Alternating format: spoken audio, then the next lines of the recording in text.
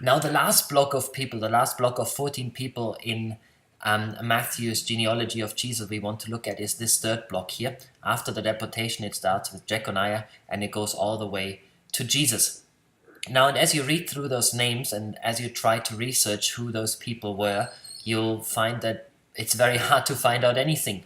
Now, we have literally little to no information about each of those people. As far as we're concerned, those are nobodies. And that is, I think, a powerful message that Matthew brings across here. Because if we look at the genealogy of Jesus that he presents to us so far, it is not at all the genealogy that we would expect from the new Messiah king. It's not a bloodline that can be traced back to only the holiest of holy people. So far we've seen that in Jesus's family,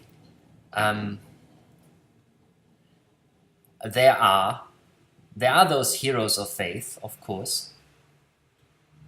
And one example is, of course, Abraham. But there are also powerful people. Powerful people, as we've seen in David, who have had flaws and vices. There are even prostitutes. We haven't looked at that in detail, but one of the people mentioned in Matthew's genealogy is Rahab. There are foreigners. Again, we haven't looked at it, but Ruth is part of the genealogy as well. There are sinners in all forms and shapes. We've looked at Judah, for example. And you have all people in between, and like we saw now, the last group, the nobodies.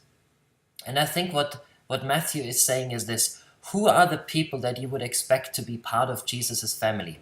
And the answer is not the holiest of all, but you have all forms and shapes. And so whoever you are, you can relate, I'm sure you can relate to at least one of these groups. Now, you may not actually be a prostitute like Rahab, but maybe you do struggle with sexual sin.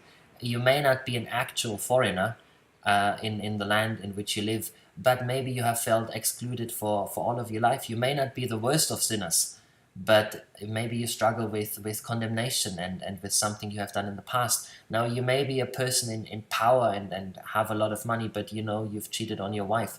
And maybe those are the kind of things that you feel would prevent you from coming to Jesus. But Matthew is telling you, look, Jesus is not afraid of that. As a matter of fact, he has those kind of people in his family, and it is into his family that he is inviting you.